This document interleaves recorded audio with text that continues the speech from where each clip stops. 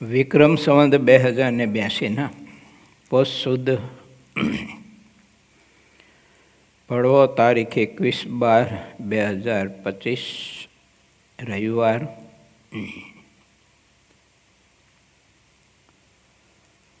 આધાનંદ સ્વામીની કલમની આધારે આપણી કથા ચાલી રહી છે લોહિયાના 7મા વચનામૃતની.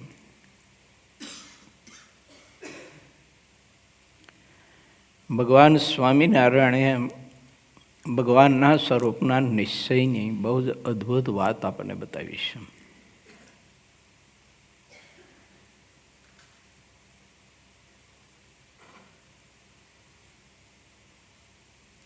જે પરમાત્માના સ્વરૂપમાં બ્રહ્મરૂપ થઈને ચિત્ત પરોવીને ભક્તિ ન કરે તો તે આત્યંતિક કલ્યાણને નથી પામતો. ઉપરથી ભક્તિ કરવી અને અંદરથી ભક્તિ કરવી બેમાં ભેદ છે.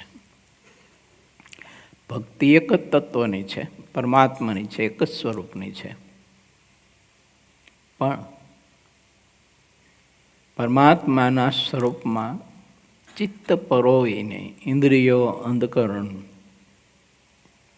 એ રૂપ કરીને પરમાત્માની ભક્તિ કરે છે એટલે સ્વભાવ બધા છૂટી જાય છે. જ્યાં સુધી મારા તો અમારા સ્વભાવ ના છૂટા હોય ત્યાં સુધી સમજવાનું કે આપણે ઇન્દ્રિયો અંતકરણથી ભક્તિ કરી છે ઉપરથી, પરંતુ ચિત્ત પરોવીને ભક્તિ નથી થતી. બહુ અદ્ભુત વાત છે. સ્વરૂપ તો એ છે મહારાજનું છે. આપણે સર્વ અવતારના અવતારે માનીએ પણ છીએ, પણ ચિત્ત પરોવીને ભક્તિ નથી થતી. 4 અંતકરણ અને પંચજ્ઞાની ઇન્દ્રિયો અને આત્મા બધા એકાકાર થઈ જાય મહારાજની મૂર્તિના સ્વરૂપમાં, ત્યારે સ્વભાવ બધા ટળી જાય. હવે આપણે વિચારવાનું, મારે મારું વિચારવાનું, તમારે તમારું વિચારવાનું કે આપણા સ્વભાવ નથી ટળ્યા તો પછી આપણે ભક્તિ કરી છીએ, પણ ઉપરથી છે ચિત્ત પરોવીને ભક્તિ નથી થતી. બ્રહ્મરૂપ થઈને એવું લખ્યું છે, બ્રહ્મરૂપ થઈને જે ચિત્ત પરોવીને પર બ્રહ્મની ભક્તિ કરે છે એ જ આત્યંતિક કલ્યાણને પામે છે.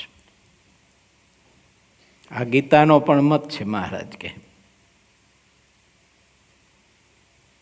માટે ભાગવતજીનો પણ એ મત છે, તમામ શાસ્ત્રનો એ મત છે, તમામ અનુભવીઓનો પણ એ મત છે કે પરમાત્માની ભક્તિ ચિત્ત પરોવીને કરો. હું તમે સાંભળીએ છે બહુ આપણે, પણ ભગવાનની ભક્તિ હજુ એવી ચિત્ત પરોવીને નથી કરતા આપણે, એટલે આપણા સ્વભાવ છૂટતા નથી.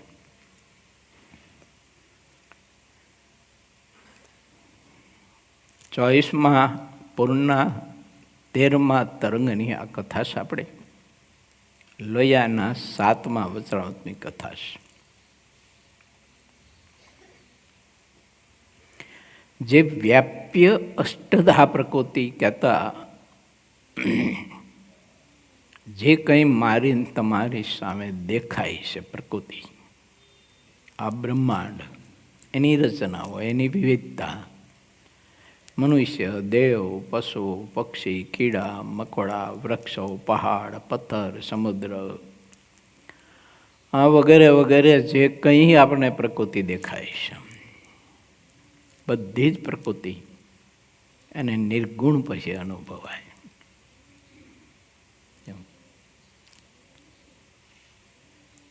જેમ પરમાત્માની માયક અષ્ટધા પ્રકૃતિ જે છે એથી પર પરમાત્માની ચૈતન્ય પ્રકૃતિ છે, એનો દેહ બંધાય છે ભગવાનના ભક્તને. તો ચિત્ત પરોવીને જે પરમાત્માની ભક્તિ કરે છે એનો દેહ પડે અને પછી ચૈતન્ય પ્રકૃતિનો દેહ બંધાય એવું નથી. એનો જે અષ્ટધા પ્રકૃતિનો જે આ દેહ છે માઇક, એ જ દિવ્ય થઈ જાય છે. અને એટલા વાસ્તે જ મહારાજે કહ્યું છે કે એવા જે ભગવાનના સંત હોય એ મનુષ્ય જેવા જણાતા હોય. એ જ્યારે પ્રકૃતિનો સ્વીકાર કરે તત્વનો, એક પરમાત્મા અને પરમાત્માના એવા મુક્ત પુરુષ, એ જ્યારે વ્યાપક અને ચૈતન્ય પ્રકૃતિનો જ્યારે સ્વીકાર કરે છે, ત્યારે એ મનુષ્ય જેવા જણાતા હોય. એનું ખાવાનું, પીવાનું, બેસવાનું, ઉઠવાનું, હરવાનું, ભરવાનું બધું ટોટલી મનુષ્યના જેવું જ જણાતું હોય, તો પણ મહારાજ એમ કહે છે કે ભગવાનની પેઠે પૂજવા અને ભજવા યોગ્ય છે. એવા જે સંત કે જે ચિત્ત પરોવીને પરમાત્માની ભક્તિ કરે છે અને અહોરાત્રિ પરમાત્માની મૂર્તિમાં ગુલતાન કરતા રહે છે, એવા જે ભગવાનના મુક્ત પુરુષ હોય, એ મનુષ્ય જેવા જણાતા હોય, તો પણ ભગવાનની પેઠે પૂજવા અને ભજવા યોગ્ય છે. ભજવા યોગ્ય એટલે પરમાત્માની આજ્ઞામાં જેમ આપણે રહીએ અને ભગવાનની આજ્ઞાનું પાલન કરીએ છીએ, તેમ તે સત્પુરુષની આજ્ઞાનું પાલન કરવું પડે. આને યથાર્થ નિશ્ચય કહેવાય ને. એ નિશ્ચયની વાત મહારાજે પ્રથમના 72માં બતાવી છે કે ભગવાનના સંતનો જેને યથાર્થ નિશ્ચય હોય, એનું કાળ, કર્મ અને માયા ત્રણેય ભેળા મળીને ભૂંડું નથી કરી શકતા. કાળ, કર્મ અને માયા ત્રણેય ભેળા મળીને ભૂંડું નથી કરી શકતા. અને ભગવાનના એવા સંતના નિશ્ચયમાં જેને ખામી છે, એનું ભગવાન રોડું કરવા ધારે તો પણ થતું નથી. વાંચો પ્રથમનું 72. આપણે આત્યંતિક કલ્યાણને જો પામવું હોય, જન્મ મરણથી જો મુક્ત થવું હોય, તો પરમાત્મા જ્યારે આ પૃથ્વી ઉપર બિરાજતા હોય મનુષ્ય સ્વરૂપે, અને એ અષ્ટધા પ્રકૃતિનો પરમાત્માએ સ્વીકાર કર્યો હોય, ત્યારે એ બધી જ ચેષ્ટા આપણા મનુષ્યના સરખી જ હોય. ખાવું, પીવું, બેસવું, ઉઠવું, હરવું, ફરવું, ભૂખ લાગે, તરસ લાગે, નિંદ્રા આવે, થાક લાગે, અણગમો થાય, કોઈ ઉપર ક્રોધ કરે, કોઈ ઉપર ક્રોધ કરીને કોઈને વઢે, ખીજે, કોઈને કાઢી મૂકે, કોઈને દંડ દે, વગેરે વગેરે બધું જ. એ જ રીતે મહારાજના એવા સત્પુરુષ કે જે પ્રકૃતિથી પર હોય, તેમ છતાંય મારા કે તમારા જેવા જીવના કલ્યાણ માટે એને પ્રકૃતિનો સ્વીકાર કર્યો હોય, તો એની આજ્ઞામાં રહેવું, આત્યંતિક કલ્યાણ જેને પામવું હોય, જન્મ મરણથી મુક્ત થવું હોય, એના માટે વાત છે. તો આપણે તો આપણી પ્રકૃતિ ભગવાન કે ભગવાનના સંત પાસે છોડી શકીએ કે નથી છોડી શકતા, એ આપણે સૌ કોઈ પોતપોતાના હૃદય ઉપર હાથ મૂકીને અંદર મહેલાને આપણે પૂછીએ તો જવાબ આપશે કે તું સ્વીકારીશ કે નથી સ્વીકારી શકતો એના વચનને. હું ઘણી કથાઓમાં આ બધી વાત કહી ચૂક્યો છું. ઘણા બધા વિવેક નહીં, સત્સંગના વિવેક નહીં, ખાવા પીવાના વિવેક નહીં, રહેવાના હરવા ફરવાના વિવેક નહીં, બધી જ વાતો. ક્યાંથી તમે કોઈ મંદિરમાં કોઈ સ્થાનમાં જાઓ તો ત્યાં તમે કેવા વિવેકથી રહેશો, ત્યાં તમને ઉતારો આપ્યો, તે ઉતારામાં તમે કેવી સ્વચ્છતા, પવિત્રતા, ચોખ્ખાઈ રાખશો વગેરે વગેરે બધા જ વિષયો, કોઈ વિષયો મેં બાકી નથી રાખ્યા. હવે આ રીતે આપણે વર્તી શકીએ છીએ કે નથી વર્તી શકતા? જો આત્યંતિક કલ્યાણ પામવું હોય તો એવા સંત જ્યારે તમને મળે ત્યારે એના વચનમાં રહો, એને ભજો. ભજવા એટલે અનુસરવું એને. જ્યારે મળે ત્યારે, કાલ, પરમ દિવસે, વર્ષ પછી, 2 વર્ષ પછી, જન્મ, 2-5 જન્મ પછી, 50 અનેક જન્મ પછી, ગમે ત્યારે આત્યંતિક કલ્યાણ ત્યારે જ થવાનું. બાકી હું તમે એવું માની લઈએ કે આપણું આત્યંતિક કલ્યાણ થઈ ગયું, એ તો આપણી માન્યતા છે. હું માની લઉં કે મારું આત્યંતિક કલ્યાણ થઈ ગયું, પણ હું મારા સદગુરુને અનુસરતો તો હોઉં નહીં, એના વચનને તો હું માનતો ન હોઉં, એને માનતો હોઉં પણ એના વચનને તો હું અનુસરતો ન હોઉં. આત્યંતિક કલ્યાણ કેવી રીતે થાય? આશ્રમ કે કપડું કે પછી જે કંઈ આપણે પોતાની રીતે શાસ્ત્રમાંથી મેળવેલા ગુણ, એનાથી આપણે આત્યંતિક કલ્યાણ પ્રાપ્ત કરી લઈશું એવી આશા કદાચ રાખતા હોય તો શ્રીહરિ એમ કહે છે કે ન રાખતા. એમ નહીં થાય આત્યંતિક કલ્યાણ. મહારાજ કે અમે ધારશું તોય નહીં થાય. એનું આત્યંતિક કલ્યાણ કરવા અમે ધારશું તો પણ નહીં થાય. મહારાજ કે એમ 72ના વચનામૃતમાં મહારાજે બતાવ્યું છે. પરમાત્મા અને સત્પુરુષ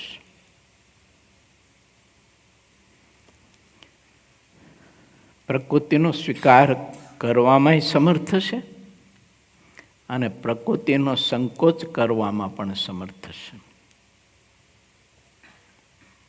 જો સંકોચ કરી લે પ્રકૃતિનો તો એ પરમાત્મા કે એ સંત એને કોઈ પણ સેવી ન શકે, એનો સંગ ન કરી શકે કોઈ, એની સેવા પરિચર્યા કોઈ ના કરી શકે, એનો સમાગમ ન કરી શકે, એની પાસેથી જે તત્વ પ્રાપ્ત કરવાનું છે ભક્તિનું, આત્યંતિક કલ્યાણ પ્રાપ્ત કરવા માટેનું, તે કોઈ ના કરી શકે જો એ સંકોચ કરીને વર્તે તો.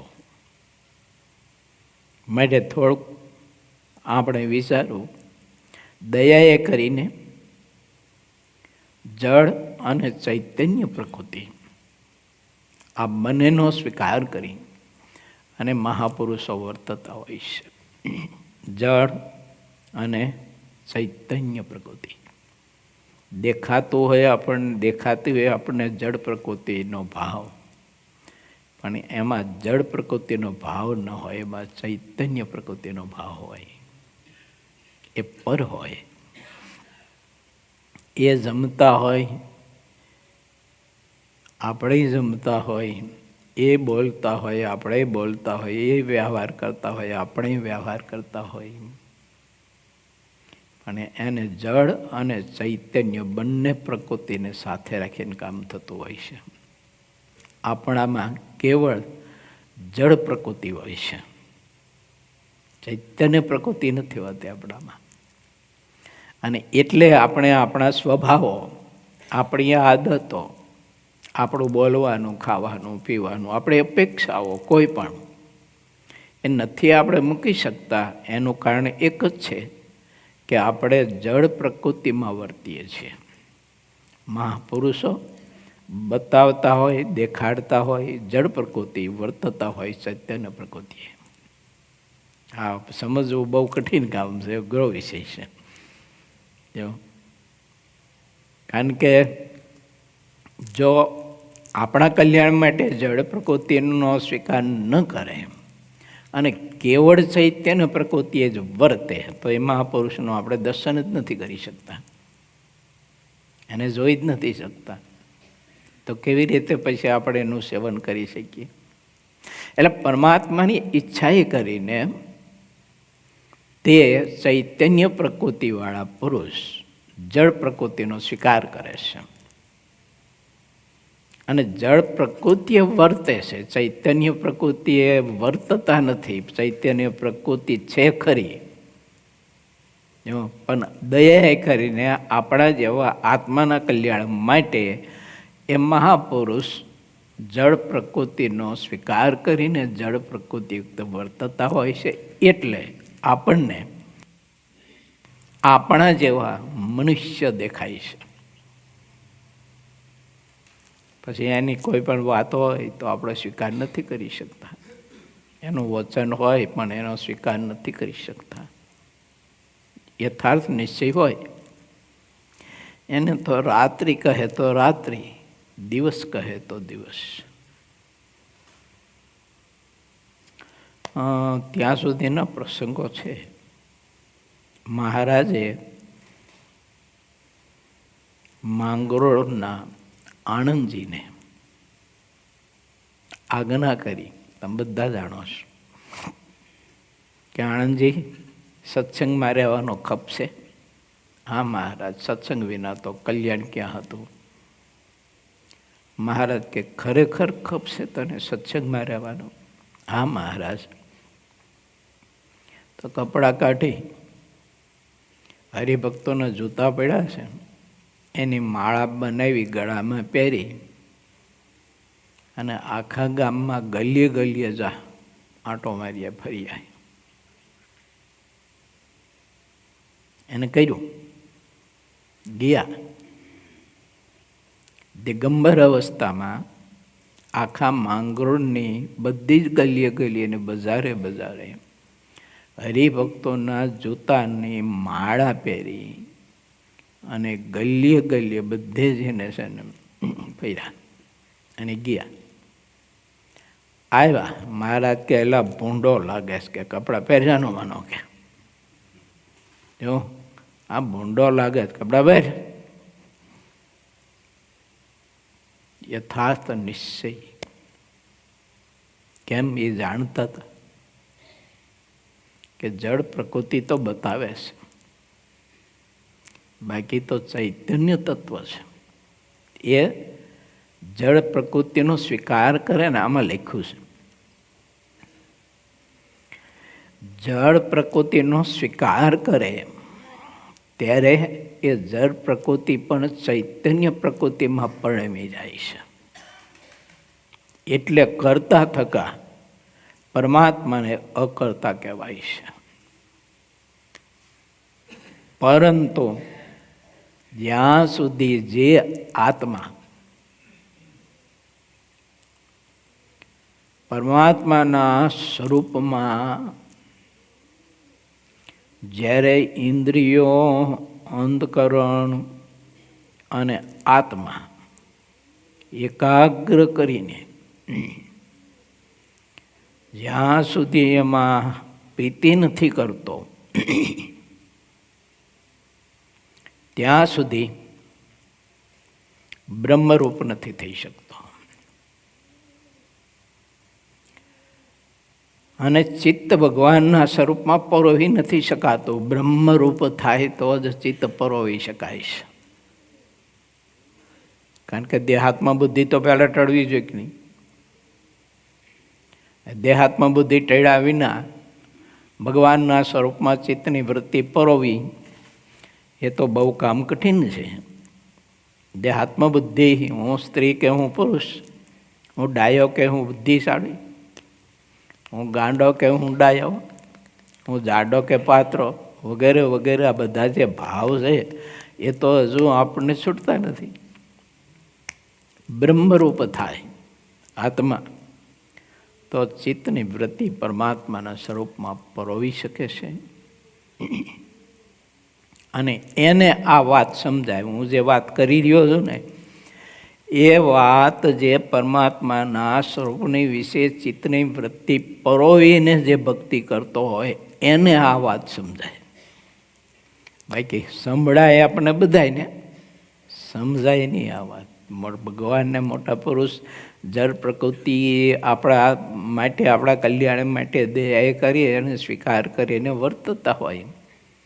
અને હોય પાછા ચૈતન્ય પ્રકૃતિમાં, ને એની જળ પ્રકૃતિ પણ ચૈતન્ય પ્રકૃતિમાં પરણમી ગઈ હોય, એટલે એ જળ પ્રકૃતિ પણ એની ચૈતન્ય પ્રકૃતિ જ હોય, પણ દેખાય આપણને જળ પ્રકૃતિ, એટલે આરો ગોટાળો થાય, આપણને સમજાય નહીં. માટે વિચારવું. પછી ચિત્ત પરમાત્મામાં પરોવીને આપણે ભક્તિ ન કરી શકતા હોય, અને પછી આપણે આ વાતને ગ્રહણ કરીને જળ પ્રકૃતિનો સ્વીકાર કરીને ચૈતન્ય પ્રકૃતિ હું વર્તું છું, માટે હું ગમે તે કર્મ કરું તો મને બાદ નથી, એ તો બહુ જબરજસ્ત મોટી ઉપાધિ કરે. ચિત્ત તો ભગવાનમાં પરોવી શકતો નથી બીજાનો. અને આવી વાત સાંભળીને અથવા વાંચીને જળ પ્રકૃતિને ચૈતન્ય પ્રકૃતિ મનાવી અને આ ગમે તેવું આચરણ કરે માણસ, એનું તો ભૂંડું થાય, પણ બીજાનું કંઈકનું ભૂંડું કરે. એટલે મહારાજે તેમાં લખ્યું ને કે મોટા પુરુષે અધર્માચરણ કર્યું હોય એનું ગ્રહણ ન કરવું, પણ એ મોટા પુરુષ ક્યાં આ ચૈતન્ય પ્રકૃતિ માં વર્તતા હોય ને જળ પ્રકૃતિ તો દયા કરીને સ્વીકાર કર્યો હોય,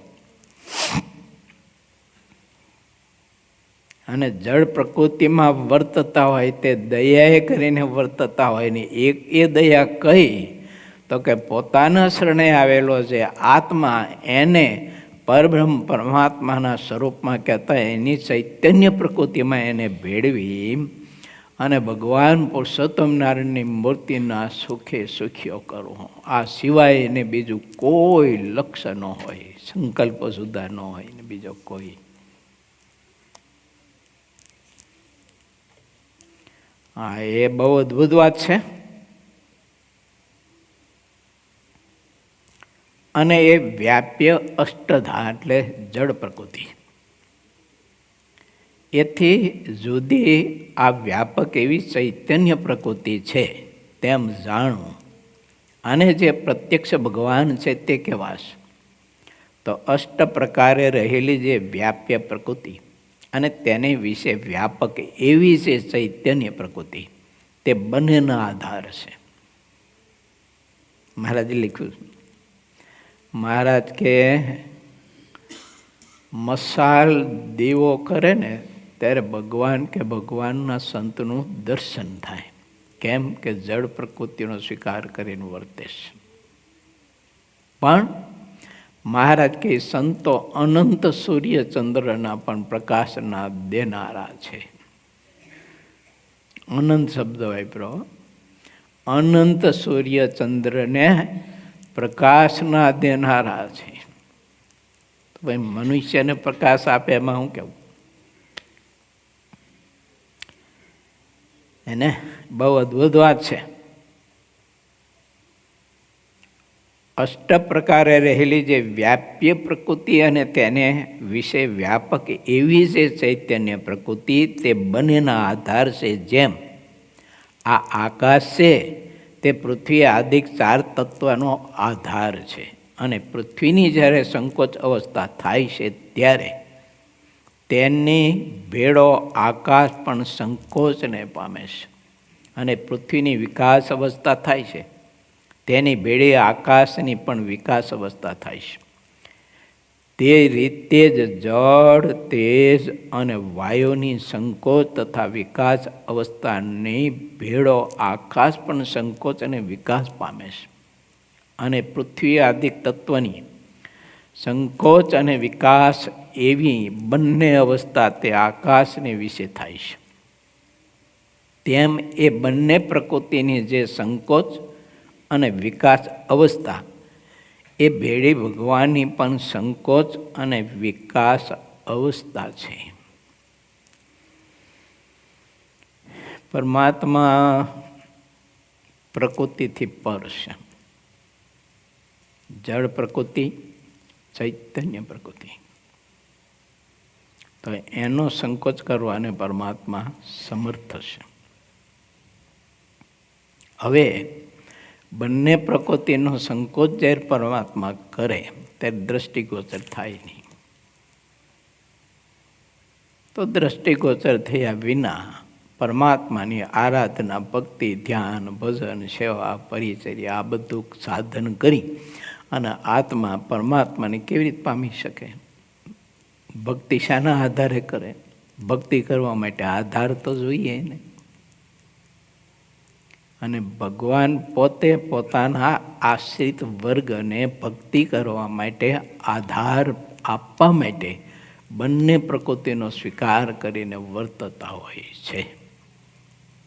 જે રીતે પરમાત્મા વર્તતા હોય છે કે પોતાના સ્વરૂપમાં આત્માને પ્રીતિ કરાવવા માટે વર્તતા હોય છે, તેમ ભગવાનના સત્પુરુષ પણ પરમાત્મામાં મુમુક્ષુ આત્માને પ્રીતિ કરાવવા માટે વર્તતા હોય છે.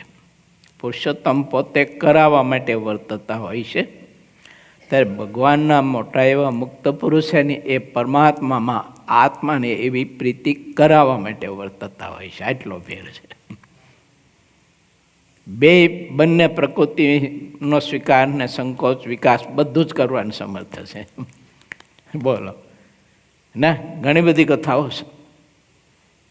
વાયુ રૂપે થઈ શકે, આકાશ રૂપે થઈ શકે, પૃથ્વી રૂપે થઈ શકે, જળ રૂપે થઈ શકે. એમ વડતાલનું 8મું વચનામૃત કહે છે.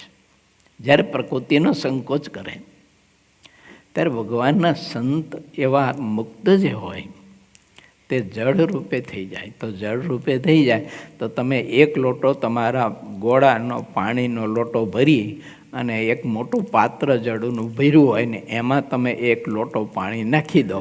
પછી એ લોટાનું જે પાણી તમે અંદર નાખ્યું એને તમે જુદું જોઈ શકો ખરા?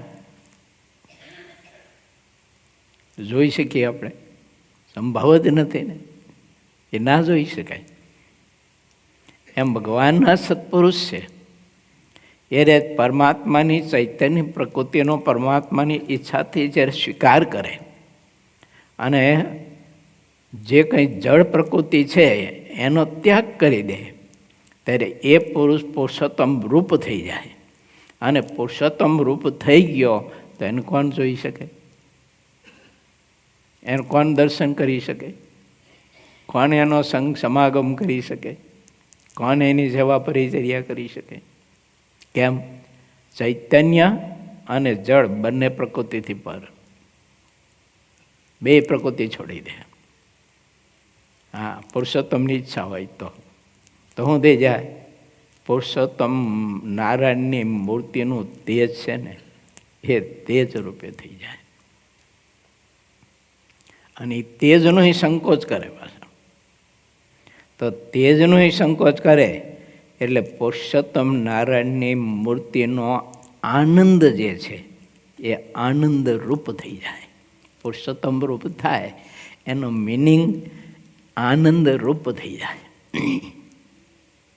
એને કોઈ જોઈ ન શકે, અનુભવી શકે. માટે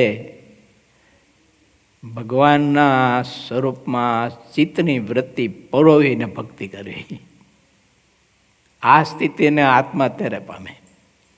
ચિત્ત પરોવીને પરમાત્માની જ્યારે આત્મા ભક્તિ કરે છે ત્યારે એ આત્મા આ સ્થિતિને પામે છે.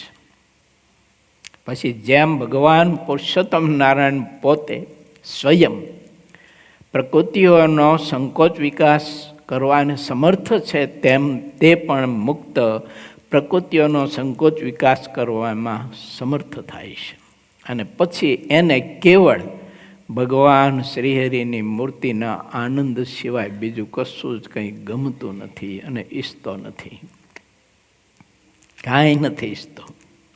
એક મૂર્તિનું સુખ અહોરાત્રિ બસ માણ્યા કરવું અને અહોરાત્રિ મહારાજની મૂર્તિને નિહાળા કરવી. તે કેવી રીતે કહું? મહારાજના નેત્રકમળનું દર્શન એ મુક્ત કરતા હોય ને તો એ નેત્રકમળનું દર્શન કરતાં કરતાં યુગોના યુગો, કાળનો કાળ વયો જાય, સમયનો સમય. તો એ મહારાજના નેત્રકમળના દર્શન મૂકીને મહારાજના ભાલ પ્રદેશના દર્શન કરવા માટે વૃત્તિ ઊંચી ન લઈ જઈ શકે. તો પછી મહારાજ એવું કહેશે તો આપણને પ્રશ્ન થઈ છે. મહારાજ વચનામૃતમાં એવું કહેશે કે ભગવાનનો ભક્ત છે એ તો ભગવાનના એક એક અંગ નો ધારે. જેમ પહાડ જોતા હોય આપણે એ રીતે પરમાત્માના સમગ્ર અંગને ધારે. તો પછી નેત્રના દર્શન કરતા હોય મુક્ત અને ભાર પ્રદેશ ઉપર વૃત્તિ લઈ જાવી હોય તો એ અસમર્થ નથી લઈ જઈ શકતો, તો એક જ અંગ ધારે છે? ના, એવું નથી. સમગ્ર નખ શિખા પર્યંત મૂર્તિ નેત્ર ધારે છે. એ બેડી સમગ્ર મૂર્તિ એને ધાર્યામાં આવે છે. આવી સ્થિતિને તે આત્મા પામે. બોલો કેવો આત્મા? ચિત્તની વૃત્તિ પરોવીને ભક્તિ કરે તે આત્મા. આપણે આમાં બધા બેઠા છીએ, એમાંથી જે ચિત્તની વૃત્તિ પરોવીને પરમાત્માની ભક્તિ કરશે એ આ સ્થિતિને પામશે. એને કહેવાય પુરુષોત્તમ રૂપ. એટલે કાર્યાણીના 10માં મહારાજે કહ્યું છે કે પુરુષોત્તમને ભજી ભજીને પુરુષોત્તમના સાધર્મ્યપણાને અનંત પામ્યા છે, પણ પુરુષોત્તમ થવાને કોઈ સમર્થ નથી. એમ મહારાજ કહે છે કે બધી શ્રુતિઓ પણ આ વાત કરે છે, બધા શાસ્ત્રો પણ આ વાત કરે છે, અનુભવી પુરુષો પણ આ વાત કરે છે. માટે પરમાત્માને ક્યારેય પણ નિરાકાર ન માનવા. સદાય સાકાર અને સદાય પ્રગટ, અને પ્રગટ જ છે પુરુષોત્તમ નારાયણ. એમ ભગવાનનો ભક્ત દ્રઢતા કરી રાખે સમજણની, એને કહેવાય બ્રહ્મ વિદ્યા. આવી સમજણ જેને દૃઢ કરી હોય ને એને બ્રહ્મ વિદ્યા સિદ્ધ કરી કહેવાય. તો બ્રહ્મ વિદ્યાનું તાત્પર્ય એવું છે, ભગવાન સર્વના કારણ છે, સર્વના આધાર છે, અને તેમના સમાન બીજો કોઈ નથી, એક જ છે. તે નિશ્ચિત વાત છે. માટે તે ભગવાનના યોગ્ય કરીને એ અન્મયાદિક સર્વે બ્રહ્મ કહ્યા છે. પણ એ સર્વે તો શરીર છે, અને સર્વેના શરીરે તે ભગવાન શ્રી કૃષ્ણ પ્રત્યક્ષ પુરુષોત્તમ નારાયણ છે. તે સૌના અજ્ઞાન રૂપી અંધારાને હરનારા છે. તે ભગવાનને વિશે જે જળ ચૈતન્ય રૂપ જે બંને પ્રકૃતિ તે સંકોચ અને વિકાસ અવસ્થાએ કરીને પોતાના કાર્ય સહિત તે ભગવાનને વિશે સુખે કરીને રહે છે, તે માપી ન શકાય તેવી ઘણી અદ્ભુત વાત છે. માપી ન શકાય એટલે એને સમજવી કઠણ છે, ન સમજી શકે. મહારાજ લોહિયામાં શાક વઘારતા હતા. બોવાના કાનદાસભાઈ પટેલે, તે બોવા ગામના કાશીદાસ પટેલ એને મહારાજનો સત્સંગ કરાવીને નિશ્ચય કરાવેલો, અને પછી દર્શન કરવા માટે લોહિયા આવ્યા તે લેતા આવેલા. મહારાજ શાક વઘારતા હતા અને કડબનો પૂરો જાડો બનાવી એને કસકસાવીને બાંધી અને એનાથી પછી મારા શાક બધું છે ને અંદર દહીં ને બધું નાખીને આમ ભાંગીને હલાવતા હતા. એટલે મહારાજના કપડાં બધા અડદરવાળા ને મસાલાવાળા ને ધોતિયું પહેરેલું ને ખભે મહારાજે રૂમાલ નાખેલો, એટલે આમ જોનાને રસોઈ જેવા લાગે એમ. કાશીદાસ પાછા વળી ગયા. કાનદાસ દંડોત કરતા હતા. કાશીદાસને એમ થયું કે આમનો પટેલ મુખી માણસ બુદ્ધિશાળી અને એક રસોઈ દંડોત કરે છે, તાલતા થઈ ગયા. આ કથા મેં કરેલી છે, શાસ્ત્રમાં લખાયેલી છે. જડ પ્રકૃતિનો સ્વીકાર જ્યારે પરમાત્મા કરે ત્યારે જીવ દર્શન ન કરી શકે, સમજી ન શકે. એટલે તે જ ભગવાન પ્રત્યક્ષ પ્રમાણ છે. એવી રીતે મહિમાએ સહિત જે ભગવાનને જાણે અને દેખે તેને પરિપૂર્ણ એવું અવિચ્છિન્ન જ્ઞાન કહીએ. એમાં શંકા જ ન થાય એને કોઈ. અને પછીની વાત તો બધો વિસ્તારથી મેં કથા કરેલી છે કાશીદાસની, એટલે અત્યારે કરતો નથી. જેને સત્ય જ્ઞાનની દૃઢતા હોય તેને કૃતાર્થતા મનાય.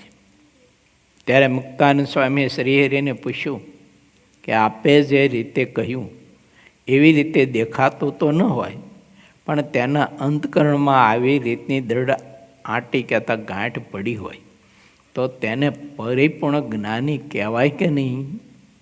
પછી શ્રીજી મહારાજ મુનિના પ્રત્યે બોલ્યા, જેમ અંધારું ઘર હોય તેમાં કોઠી તથા થાંભલા રહ્યા હોય તેને દેખે છે તો પણ તેને યથાર્થ દેખ્યા ન કહેવાય. તેમ પુરુષોત્તમ ભગવાનને વિશે જડ ચિત્ત પ્રકૃતિ રહી છે અને એ પ્રકૃતિની વિશે પોતે પુરુષોત્તમ પણ રહ્યા છે. તેને અનુમાને કરીને જાણે છે, પણ જો તે દેખ્યામાં નથી આવતું તો તેને પરિપૂર્ણ જ્ઞાની ન કહેવાય. ભગવાન કે મોટા પુરુષ હોય એ જળ કે ચૈતન્ય પ્રકૃતિનો સ્વીકાર કરીને વર્તતા હોય અને એને જાણ્યામાં ન આવે તો એ જ્ઞાન નથી, એને અધૂરું છે. કેવું છે? તો કે અંધારા ઘરમાં થાંભલો જોયો હોય એના જેવું છે. પરિપૂર્ણ જ્ઞાન નથી એને ભગવાનનું કે સત્પુરુષનું. પછી આપણે કહેતા હોઈએ કે આ સત્પુરુષને હું ઓળખું છું, પણ એ જ્ઞાન કેવું છે? તો કે અંધારા ઘરમાં થાંભલો જોયા જેવું છે. એને યથાર્થે તે સત્પુરુષનું જ્ઞાન નથી. એને જો હોય તો એ પુરુષને અનુસરી શકે. મેં દર્શન કરેલા છે એટલે કહું છું તમને. અમારા ગુરુદેવ વિજ્ઞાનદાસ સ્વામી, એમના મોટા શિષ્ય સંદાસ સ્વામી, અમારા ગુરુભાઈ, એમને મેં બહુ નિહાળ્યા છે, બહુ દર્શન કર્યા છે, માણ્યા છે. એને ગુરુદેવને જળ અને ચૈતન્ય પ્રકૃતિથી પર માનતા હતા. એ મેં દર્શન કર્યું છે એમનું. એને જ્ઞાની કહેવાય. તો હવે શાસ્ત્રમાં તો સ્વામીને કંઈ જ્ઞાન હતું નહીં, ભણેલા તો હતા નહીં, અભણ હતા. હવે કથા વાર્તા એવી કરતા નહોતા. થોડી થોડી નાની નાની વાતો બધી કરે મહિમાની બેઠા હોય તો. પણ જ્ઞાની મહારાજે એને કહ્યા છે, એ જ્ઞાની છે. બાકી આપણે પ્રવચન ગમે તેટલું કરતા હોય ને કથા મહારાજ એવો કરતો હોય તો એ આપણે બધા જ્ઞાની માનીએ, પણ એ જ્ઞાન નથી, માહિતી છે. જ્ઞાન એને કહેવાય. એ ભગવાન એ સત્પુરુષ એની બંને પ્રકૃતિથી પર છે એમ જે આપણે માનીએ, સ્વીકારીએ, એનો સ્વીકાર કરીએ આપણે અને એના વચનને અનુસરીએ ત્યારે સમજવાનું કે આપણને જ્ઞાન છે યથાર્થ.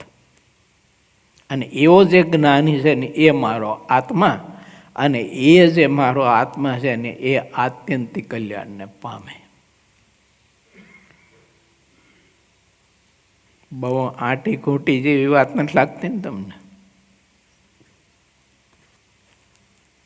સરળ છે વાત. આવે બહુ આંટી ઘૂંટી વાળી નથી. સ્વીકાર કરીએ તો સરળ, ના સ્વીકાર કરીએ તો આંટી ઘૂંટી વાળી ખરી.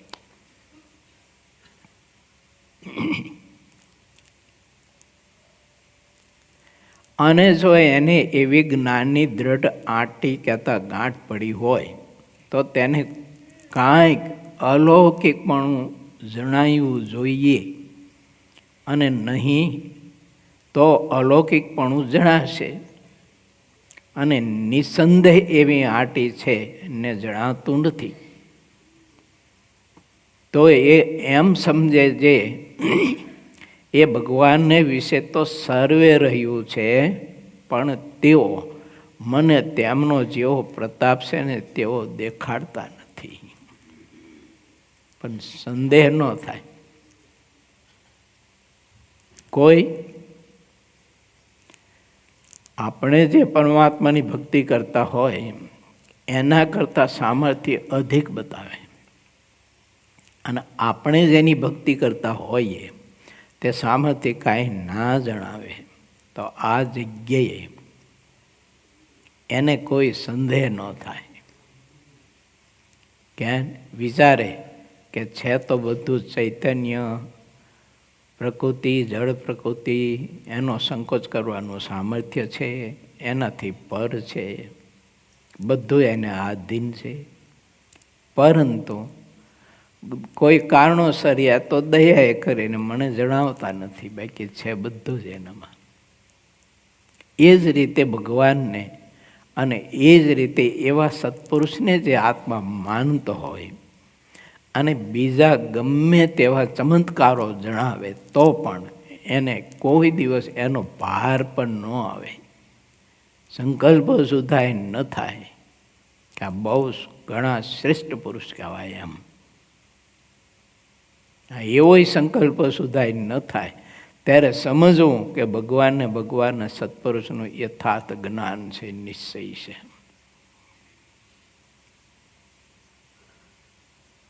પછી મહારાજ એમ કહે છે,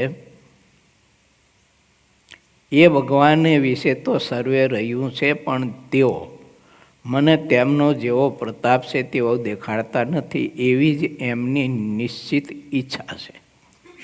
એમ સમજીને તે ભગવાનની ભક્તિ કરતો થકો પોતાને કૃતાર્થ માને છે, તો તે પરિપૂર્ણ જ્ઞાની છે. માટે ઇન્દ્રિયોંતકરણ અને અનુભવ એ ત્રણેય પ્રકારે કરીને જે ભગવાનને યથાર્થપણે જાણતો હોય તેને જ્ઞાની કહીએ. અને તેવા જ્ઞાનીને ભગવાને ગીતામાં શ્રેષ્ઠ કહ્યો છે કે જ્ઞાની તે મારો આત્મા છે.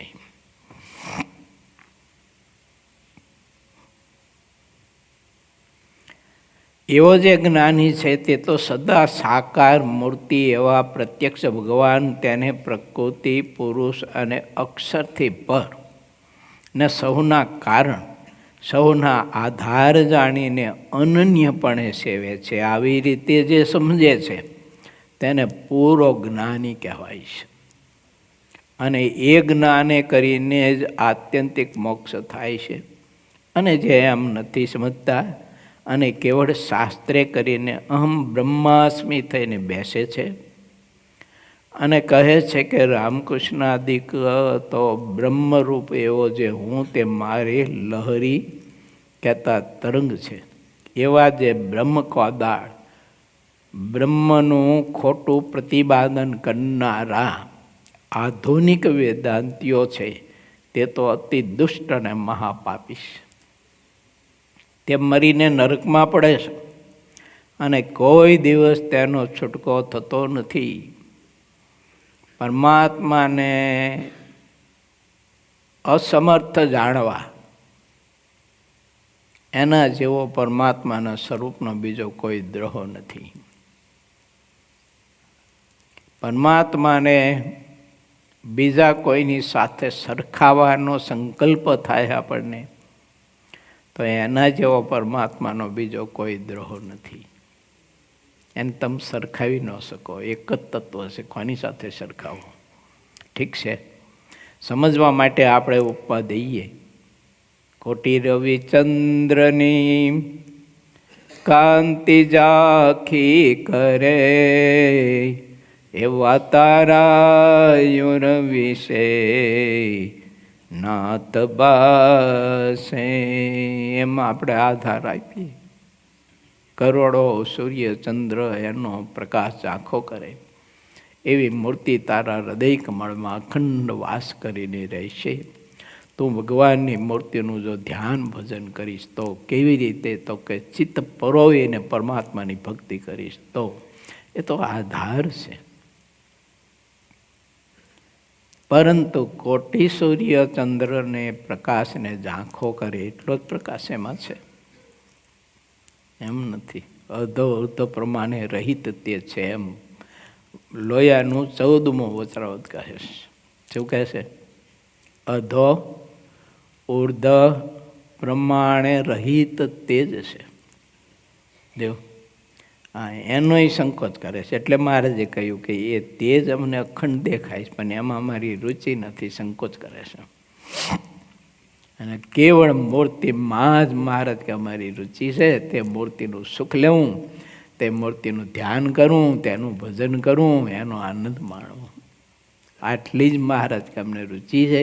પછી એ ભગવાન ચૈતન્ય કે જળ પ્રકૃતિનો સંકોચ કરે તો ભલે, ન કરે તો ભલે, સામર્થ્ય બતાવે તો ભલે, ન બતાવે તો ભલે, નિર્બળ થઈને રહેતા હોય તો ભલે, સબળ થઈને રહેતા હોય તો ભલે, બાળક થઈને રહેતા હોય તો ભલે, યુવાનો વૃદ્ધ થઈને રહેતા હોય તો ભલે, બિલકુલ નિર્બળ થઈને રહેતા હોય તો પણ ભલે, અને ગમે તેટલું બળ બતાવતા હોય તોય ભલે. મને નથી બળમાં રુચિ, નથી મને કોઈ નિર્બળતામાં રુચિ, મને નથી કોઈ પ્રકાશમાં રુચિ, મને નથી કોઈ પણ ઐશ્વર્ય સામર્થ્યમાં રુચિ, મને રુચિ છે એક જ મૂર્તિમાં.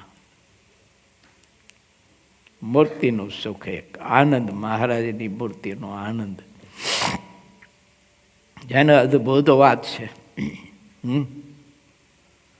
બસ આટલી વાત મને તમને સમજાઈ જાય, કૃતાર્થ મારું તમારું જીવન.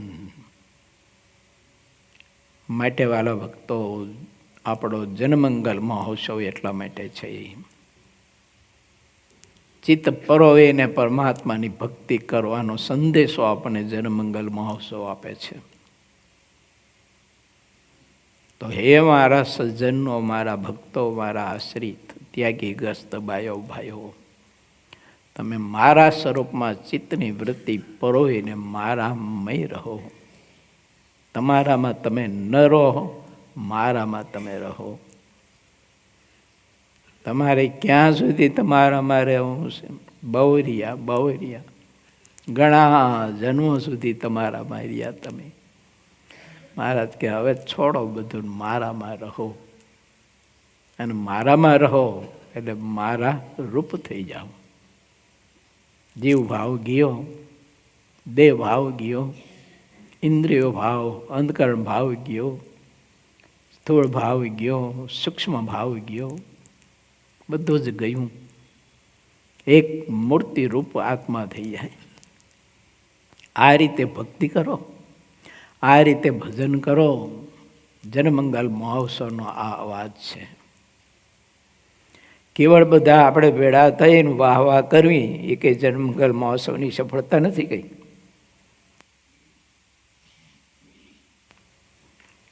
આ સફળતા છે. હું ને તમે કેટલી પ્રકૃતિઓ છોડી શકીએ છીએ, દેહાત્મા બુદ્ધિથી માંડી નહીં. લો, મને તમને આ સંતોમાંથી કોઈ આગળ ન કરે. આખા મહોત્સવ દરમિયાન તમારે આ લીમડા હેઠે રહેવાનું છે, અને લીમડાની ડાળ સાથે તમારી ઠેલી ટીંગાડવાની. અહીંયા તમારે બેસવા ઉઠવાનું, હોવાનું, પૂજાપાઠ અહીંયા કરવાના, અહીંયા તમારે રહેવાનું. કેમનું થાય કહો જોઈ? હલો, કોણ કહે છે? હે? કારણ કે ચિત્ત પરોવી નથી શકતા આપણે. હજી ચિત્ત જ નથી આપી શકતા.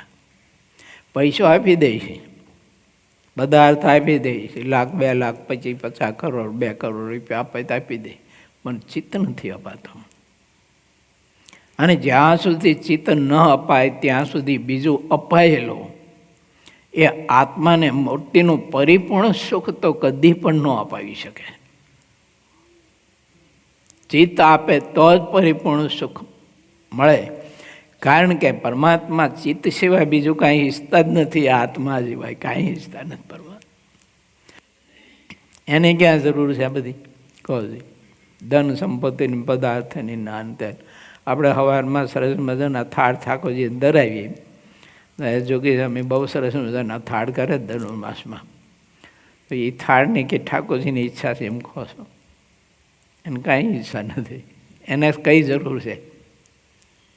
તો ઠાકોરજી એમ કહે કે જોગી આ થાળ ધરાવે છે તો વાત સારી જ છે, સાચું છે, પણ તારું ચિત્ત મને આપી દે, તું મારો થઈ જા.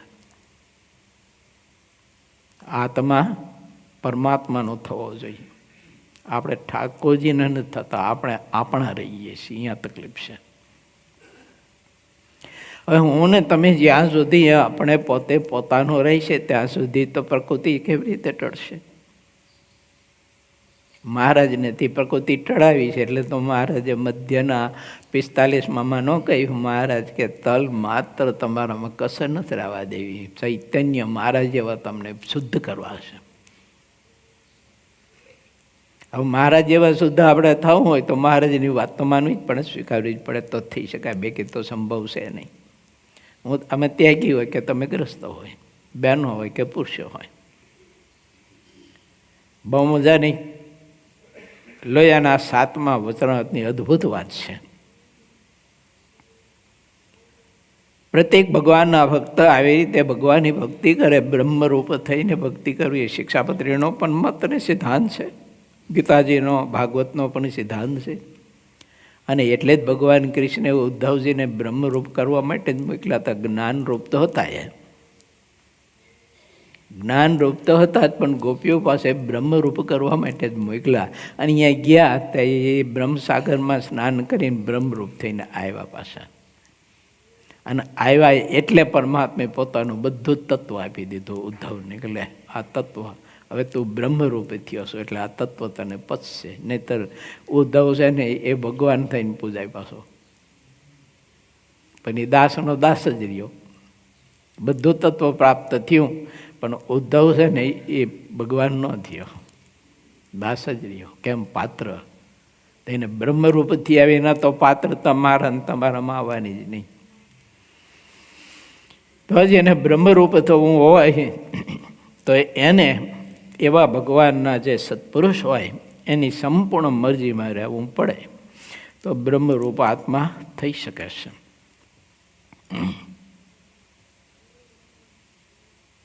મહારાજ એવું કહે છે, જ્યારે તે ભગવાનને શરણે થશે ત્યારે જ અજ્ઞાનરૂપી અંધારા નરકથી તે તત્કાળ છૂટશે. ભગવાનને શરણે થશે ત્યારે જ આ અજ્ઞાનતા મારીને તમારી જશે. દેહાત્મ બુદ્ધિની, મમત્વ બુદ્ધિની, અહમ બુદ્ધિની, સ્નેહ બુદ્ધિની, વિકાર બુદ્ધિ વિકાર માત્રની બધી જ જે કંઈ બાબત છે એ બધી નષ્ટ ત્યારે થઈ છે, શરણે જશે. તો મને તમને પ્રશ્ન થઈ છે કે આપણે તો ભગવાનના શરણે બેઠા છીએ. તો શરણે બેઠા હોય તો એનો તો મત એવો હોય, એને તો સમજીને એવી હોય કે સર્વધર્માન પરિત્યજ્ય એમ હોય. પોતાના મનના માનેલા બધા ધર્મ છોડી દે. તો લોયાનું છઠ્ઠું એવું કંઈ કહે છે, એ આપણે વાત સાંભળી ગયા. ભગવાનના સંદેહમાં કહે કે આ જગ્યાએ બેસવું, આ જગ્યાએ તારે રહેવું, આ ખાવું, આ ન ખાવું, આનો સંગ કરવો, આનો સંગ ન કરવો, આ શાસ્ત્ર ભણવું, આ શાસ્ત્ર ન ભણવું, આ શાસ્ત્ર વાંચવું, આ શાસ્ત્ર ન વાંચવું, વગેરે વગેરે. મહારાજ કહે એ પ્રમાણે જ કરે તો બ્રહ્મરૂપ થઈ જાય આત્મા. બ્રહ્મરૂપ થવા માટેનો આ એક સર્વોત્તમ. સંત કહે તેમ કરે, બ્રહ્મરૂપ આત્મા થઈ જાય. અને જે બ્રહ્મરૂપ આત્મા થયેલો તે ચિત્તની વૃત્તિ પરોવી અને પરમાત્માની ભક્તિ કરી શકે છે. ને એ આત્મા જળ અને ચૈતન્ય પ્રકૃતિ બંનેથી પર થઈ શકે છે.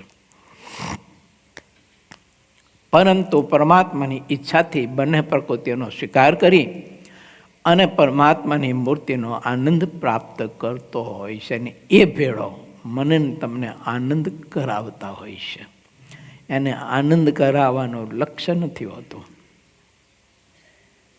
પણ પોતે જે આનંદ પ્રાપ્ત કરતા હોય, પરમાત્માનો આનંદ ભોગવતા હોય, તો એ ભેળો આપણને પણ પરમાત્માનો આનંદ ભોગવાવે, અપાવે. એમ એ પર હોય.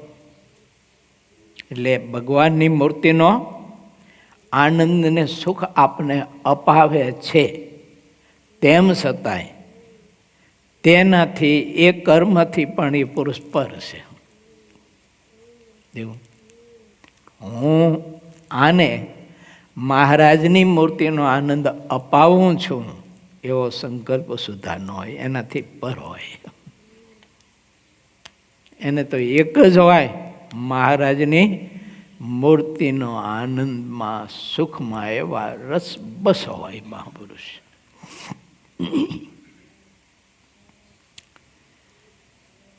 માટે ભગવાનનો શરણો લીધા વિના ઉદ્ધાર થતો જ નથી. કહેતા આત્યંતિક કલ્યાણને આત્મા પામતો નથી. ઇતિ શ્રી સહજાનંદ સ્વામી શિષ્ય સિદ્ધાનંદ મુનિ વિચિત શ્રી હરિચરિત્રામૃત સાગરના 24 પૂરમાં લોયાનું 7મું વચનામૃત પૂરું થયું. એ નામે 13મો તરંગ સમાપ્ત થયો. વાલા ભક્તો, આજે બપોર પછી કહેતા 3:30 થી 6 વાગ્યા સુધી આત્મીય સભા આપણે પ્રતિ માસે થતી, અને 6 વાગ્યા પછી સાંસ્કૃતિક પ્રદર્શનનું ઉદ્ઘાટન રાખવામાં આવ્યું છે. જે સંતોએ, પાર્ષદો, સાધકો, હરિભક્તો, વિદ્યાર્થીને બહેનોએ બહુ જ અતિ સેવાશ્રમ કર્યો છે. અને અતિ સેવાશ્રમ કરીને મને તમને એમાંથી સંદેશાઓ પ્રાપ્ત થાય એવું સરસ મજાનું સાંસ્કૃતિક પ્રદર્શન ખડું કર્યું છે. એનું આપણે બધા જ દર્શન કરીને, એમાં વિવિધ અનેક પ્રકારના દર્શન છે. તો એ દર્શનમાંથી આપણે એવું દર્શન કરીએ કે જેણે કરીને આપણી પ્રકૃતિઓ આપણને કાંઈક પીડા આપતી હોય, દુઃખ આપતી હોય, તો તે પ્રકૃતિઓને આપણે ત્યાં ને ત્યાં તિલાંજલિ આપીએ, છોડીએ. આમ તો હું ઘણી વખત કહી ચૂક્યો છું, જનમંગલ મહોત્સવમાં આપણે બધા માંડવ્યા, બહારથી આવનાર હરિભક્તો એ જાનૈયા, એની સગવડતા એને જાળવવાના, એને સારી સગવડતા આપવાની. આપણે એ પ્રત્યેકના હૃદયમાં એ ભાવ, નિષ્ઠા, સમજણ હોવી જરૂરી છે. માટે જ્યારે સંતો મહેનત કરી રહ્યા છે, આ બધા ઉત્સવ દરમિયાન હરિભક્તોને સુવા, બેસવા, જાગવા, પૂજા પાઠ, નાવા ધોવા માટે ટેન્ટની જે તૈયારી કરી રહ્યા છે, એ તૈયાર થાય એટલે આપણે બધા જ હરિભક્તોએ ટોટલી એ ટેન્ટમાં જ બધાએ વાસ કરવાનો છે. એમાં મને તમને કોઈને કોઈ પ્રકારનો અઠાગ્રહ રહેવો ન જોઈએ કે ઘનશ્યામ ભવનમાં જ અમને ઉતારો રહેવો જોઈએ. કેમ અમે સંતોએ પણ બહારથી આવનાર સંતો માટે સાધુ આશ્રમ આખો અમે ખાલી કરી દેવાના છીએ. અને ત્યાં 62 બગીચામાં અમારા માટે પણ ટેન્ટ તૈયાર થઈ રહ્યા છે. તો કાર્યકર્તાને તકલીફ ન પડે અને કાર્યકર્તાઓને હાથ જોડીને પગે લાગીને કરગરવું ન પડે, બસ એટલી સમજણ આજની કથામાંથી આપણે પ્રાપ્ત કરીએ તો સમજજો કે મહારાજ અને મહારાજના સંતોનો આપણને યથાર્થ નિશ્ચય છે. નહીતર આપણને નિશ્ચય નથી. આપણે આપણું મન ધાર્યું કરવા જે ચાહીએ છીએ. મહારાજને આપણું આત્યંતિક કલ્યાણ કરવું છે. અને બીજું એ પણ કે આખો ઘનશ્યામ ભવાનું બધા જ ઉતારાઓ એને એકદમ સ્વસ્થ અને છાપ કરવાના હોવાથી જ્યારે કાર્ય કરતા હો આપણને કહે કે હવે તમે ઉતારો બદલાવો, એટલે મારું ને તમારું મોઢું જરાય બગડવું ન જોઈએ. તો આજની કથા એનો આપણે સ્વીકાર કર્યો છે, એને સ્વીકૃતિ આપી છે. નહીંતર સાંભળવા પૂરતી સાંભળી છે ને ઉપરથી બારોબાર ગઈ છે એમ માનવું. મુશ્કેલી ને તકલીફ એના વિના, તપસ્યા વિના તો ભગવાન કોઈ દિવસ કોઈને પ્રાપ્ત થયો નથી ને થવાનો પણ નથી. હું ઘણી વાર કહું ને કે સગવડતામાં ભગવાન હજી સુધી કોઈને મળ્યો નથી, મળવાનો પણ નહીં. માટે વિચારીઓ. પ્રત્યેક હરિભક્તોને મારી વિનંતી છે, બહેનોને કે હરિભક્તોને બધાને, જ્યારે વ્યવસ્થાપક સ્વયંસેવકો કે જેને ઉતારા વિભાગની જવાબદારી સોંપવામાં આવી છે, એ જ્યારે આપણને ઉતારો ખાલી કરવાનું કહે ત્યારે આનંદથી આપણે તે ખાલી કરી અને જે જગ્યાએ આપણને નિવાસ કરવાનો રહે, કરવાની વ્યવસ્થા ગોઠવે, ત્યાં આનંદથી નિવાસ કરીને રહી અને આનંદથી આપણે ઉત્સવનો આનંદ માણીએ, સેવા પરિચર્યા કરીએ. બીજી વાત એ પણ આપને કહું કે સેવાના કોઈ પણ વિભાગમાં કોઈ જગ્યાએ આપણે ખોટા ગપ્પા ન મારીએ, 2 જણા ભેગા થઈને, અને સેવામાં જોડાઈએ. નાની મોટી કોઈ સોંપે ના સોંપે, આપણે દેખાણું ચાલો તો એ સેવા કરવા માંડી પડવાનું. ક્યાંક વાળવાનું, ચોળવાનું, સફાઈ કરવાની, ક્યાંક કચરો દેખાણો લઈને આપણે કચરા પેટીમાં નાખી દઈએ. બધા સંડાસ બાથરૂમ હોય, જાહેર બાથરૂમો હોય, એને આપણે સાફ કરીએ. આ બહુ મોટામાં મોટી સેવા છે. કાલ મૂર્તિ સ્વામીને મેં કામ આપ્યું છે, જનરલ સંડાસ બાથરૂમ બધા સાફ રાખવાના. તો એ કોઈ હરિભક્તને સોંપે તો સુખેથી તમે સ્વીકારજો. પછી આવી સેવા હું કરું, આવી સેવા હું કરું તો કેવો લાગુ, એવું જો હશે તો એ દેહ અભિમાન આપણે આત્યંતિક કલ્યાણ સુધી પહોંચવા નહીં દે. આ તો બધું પ્રેક્ટિકલ આત્યંતિક કલ્યાણ માટેનું મારે તમારે ભાતું ભરવાની વાત છે, જનમંગલ મહોત્સવ. માટે આજે આત્મીય સભા એવં સાંસ્કૃતિક પ્રદર્શનનું ઉદ્ઘાટન છે. તમારા સગા સંબંધીઓને, મિત્રોને વગેરે વગેરેને ફોન કરીને કહેજો કે આ સાંસ્કૃતિક પ્રદર્શનનું દર્શન કરવા જેવું છે. એમાં બહુ જ મહેનત 2-3 મહિનાથી સંતો, પાર્ષદો, સાધકો, હરિભક્તો, વિદ્યાર્થીઓ, બહેનો કરી રહ્યા છે. ઘણા બધા જ બહેનોએ બહુ મહેનત કરી છે. ઘણી બધી દીકરીઓ, હું શેરડીનો રસ પાવા માટે જાઉં એટલે દર્શન થાય દૂરથી. ઊંચો ઘોડો હોય એના ઉપર એ દીકરીઓ એ ઘોડા ઉપર ચડીને, કોઈ દિવસ એટલા ઊંચા ઘોડા ઉપર દીકરીઓ ચડી ન હોય, એના ઉપર ચડી અને પછી બધી એ ગેટની ડિઝાઇનો, બીજું ત્રીજું બધું સેવા કરતા હોય. બીજું મને તમને કાંઈ ન થાય ને તો એ પ્રદર્શનનો આ ભાવથી દર્શન કરવા જઈને દર્શન કરીએ ને તોય ભગવાન સ્વામીને મારન તમાર બહુ રાજી થાય કે વાહ, આટલી બધી સેવાકીય મહેનત કરી અને સેવા ભાવનાથી આવું ઊભું કર્યું છે. ધન્યવાદ તે હરિભક્તોને, સંતોને, પાર્ષદોને, સાધકોને, બહેનોને લાખો લાખો વંદન કરીને તો ઓછા છે. એટલે તમારા સગા સંબંધીને કહેજો કે આ પ્રદર્શનના દર્શન કર્યા જેવા છે. નહીં કરો તો જીવનનું પ્રદર્શન જ થાય છે. જાઉં આવું દર્શન જો આપણે ન કરીએ તો બુદ્ધિનું, જીવનનું બધું જ પ્રદર્શન જ થાય. પણ આ યોગ છે, કોઈ અદ્ભુત યોગ છે. એટલે શ્રીજી મહારાજની આજ્ઞામાં હું ને તમે બધા રહીએ, સુખેથી મહારાજનું આપણે ભજન કરીએ, આનંદથી આપણે જનમંગલ મહોત્સવનો આનંદ માણી અને જીવનને કૃતાર્થ કરીએ. એ સાથે ભાવથી બધા ભક્તજનોને જય સ્વામિનારાયણ.